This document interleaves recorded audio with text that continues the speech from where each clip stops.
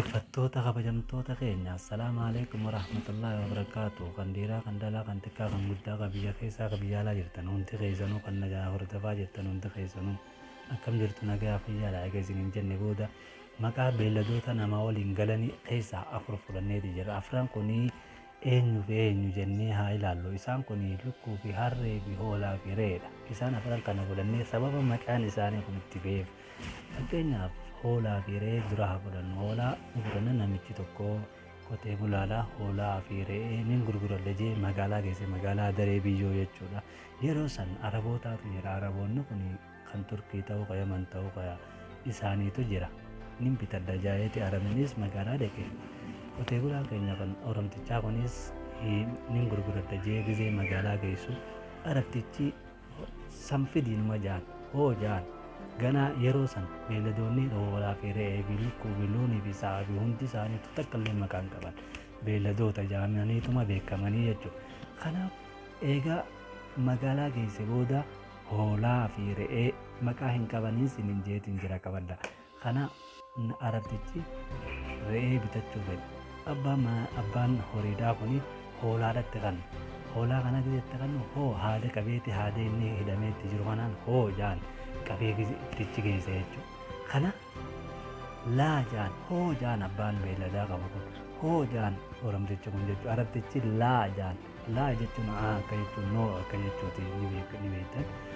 Hoo jaan abbaan qabeenya abbaan horiidhaa kun laa jaan arabtichi hoo laa kanaaree jeen sanbooda abbaan beelladaa kun ree kana fidi jeen jechuudha.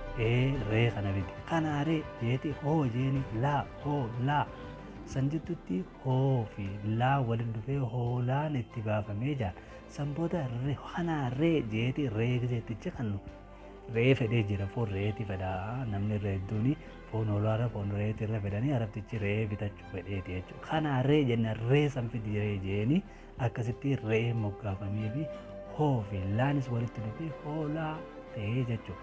Kan biraa lukkuudha ilaalla. Lukkuu yeroo ilaallu lukkuun tuni beelladoota namaa wajjin galan keessaa tan luka lama qabdu miila yookiin miila lama tan qabdu lukkuudha. Lukkuun tuni miila lama qabdi. Miilli lamaan kun lakkuu jechuudha. Lakkuu wanni lama lakkuu qindii lama jechuudha. Lukkuu ajoo maqaa sanirraa moggaafamee jechuudha. Beelladoota namaa waliin galan keessaa kan miila lama qabu lukkuudha. Sanii fi lakkuu kan miila lama qabdu tan jetturraa sababa kanarraa wanni lukkuu jaamu beef jechuudha. Lukkuu jechuun lakkuu akka jechuuti jechuudha. Harree jenna gaamma harree beelladoota afur fudhannee sadii himneeti jirre tokkotu maafi tokkichaan kun harreedha.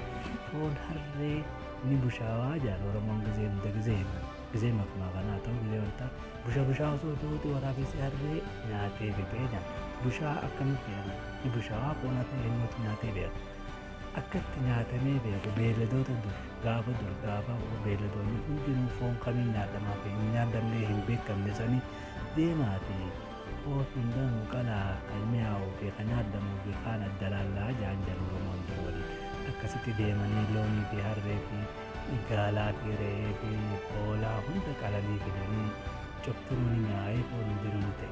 Harreedhaa immoo foon soogiddaa akka foon namaa ta'ee ni bushaawaa jaaniiti deemanii foon harree san deemaati haraa jaanii akkasitti deemanii harree maqaan jiru sababa san irratti dhufe.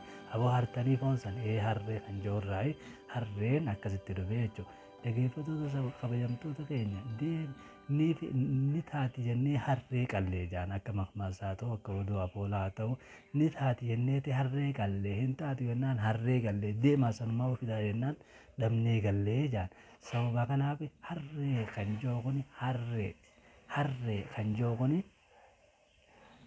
harree foon deemnee harree kajuusan harree maqaan itti moggaafamee jechuudha.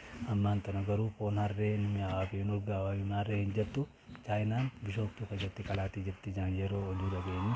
Dhaggeeffattoota kabajamtoota keenya hanga kan biraatiin walitti deebinu kana yoo ni fi dubbii kun isinii ta'e laayik yookaan ammoo sheer yookaan ammoo sabbiraa isin godhuu hin dagatinaa. Waraabulaa deebanaa dagaagaa isiniin jenna nageetti.